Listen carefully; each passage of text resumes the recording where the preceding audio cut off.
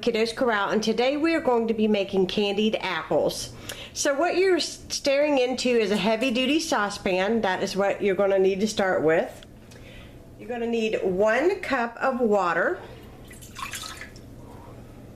2½ cups of sugar,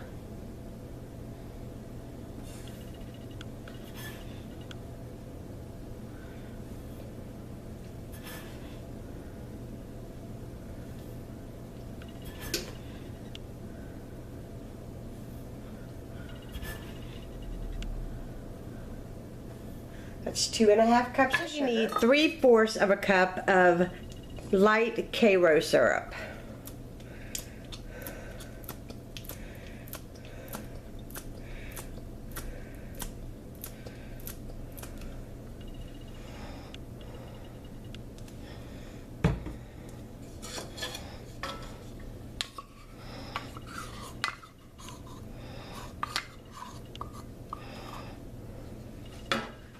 Need 3 teaspoons of red food coloring.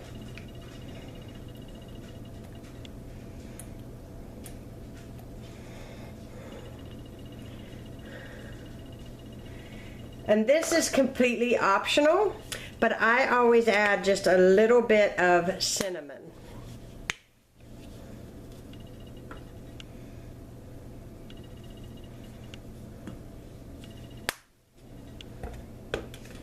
And you want to give this a good stir. I'm going to put medium heat underneath the saucepan.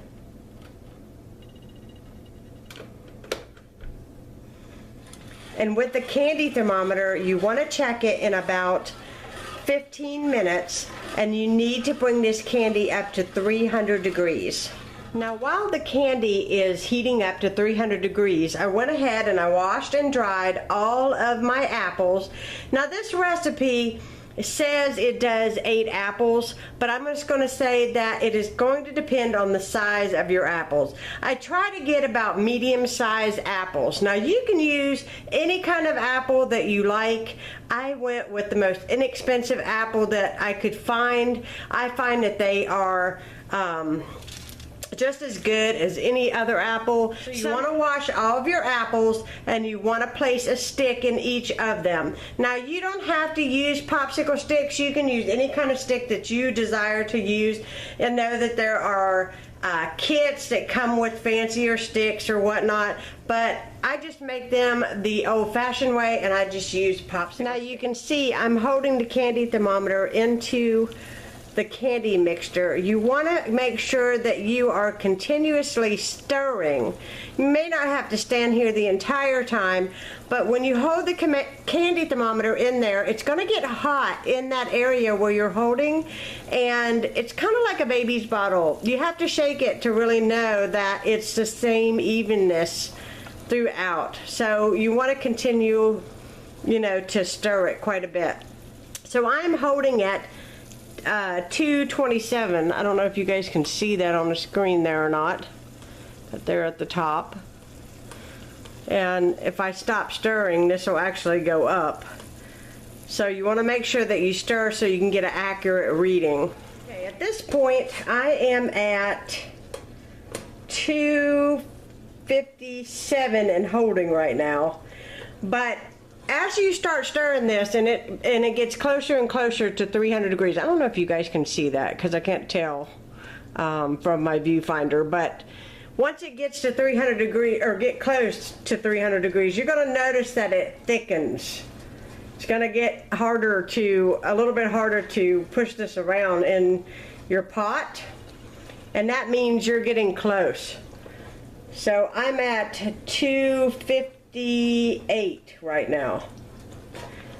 So whenever this gets to be 300 degrees, understand that when you take it off the heat and you start dipping your apples, you need to work quickly because this candy hardens fast. You also do not have to use red food coloring.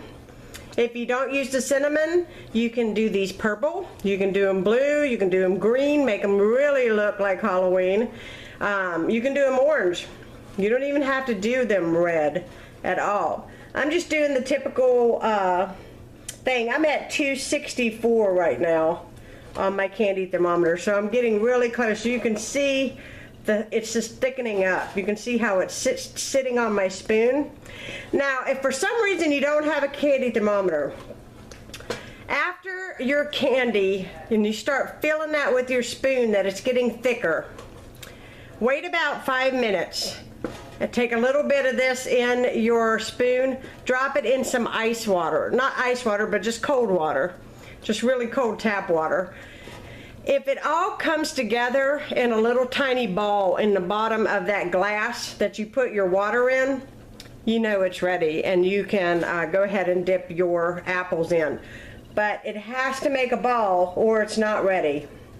And if you try to cover your apples too soon, this stuff will just fall right off the apples and it won't harden, and you'll just have a big blob of goo. That is it. And it won't be very pretty, and they won't be glassy looking, you know, like really shiny. So you want to take your time, make sure you get the right temperature, and make sure that, you know, it's ready to use. That's why you want to make sure you stir so that you get an accurate read on your candy thermometer. Now we are ready to dip our apples. It just came to 300 degrees. That's what it looks like. And all you want to do is roll your apples in this. You want to act fast, because if you don't, I'm going to drizzle all the excess off.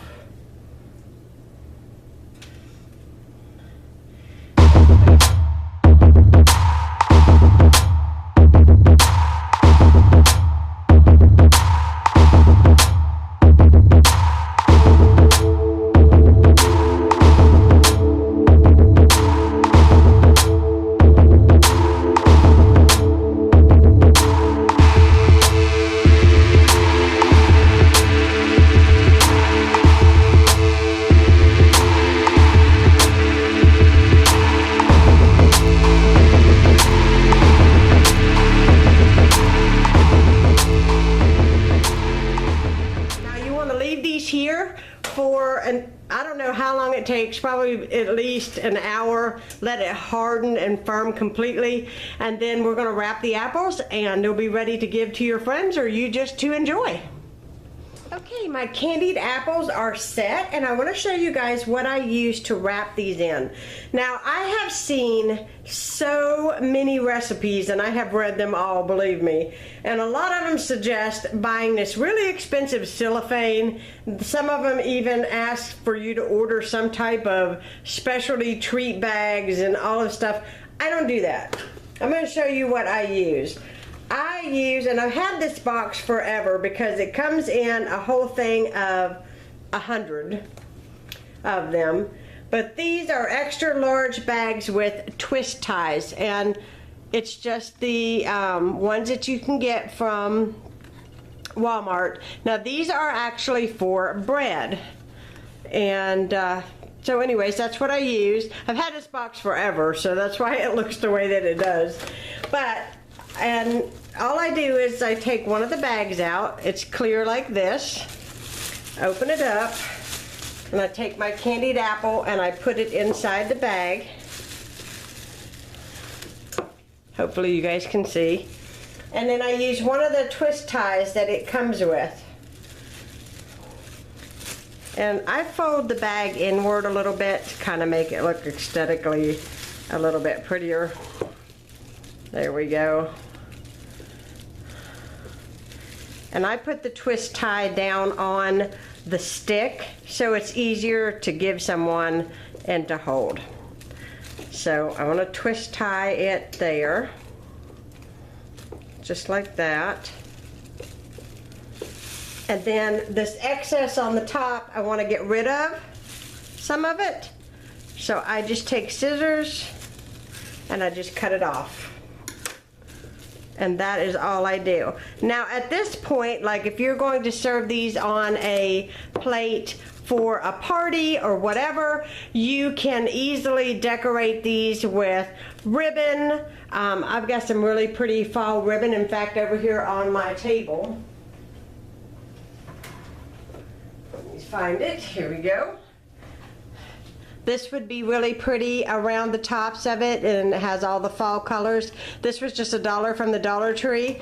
You could also use twine instead of using the twisty ties, just to give it a little pop of color. You can even print out some really cute sayings. I've seen free printables all over the internet for candied apples. If you're going to have a party, if you're going to give these to a teacher or a Sunday school teacher, you could even print out a label with their names on it, punch a hole, and use some string to tie it on and personalize it. And I think that would be fantastic.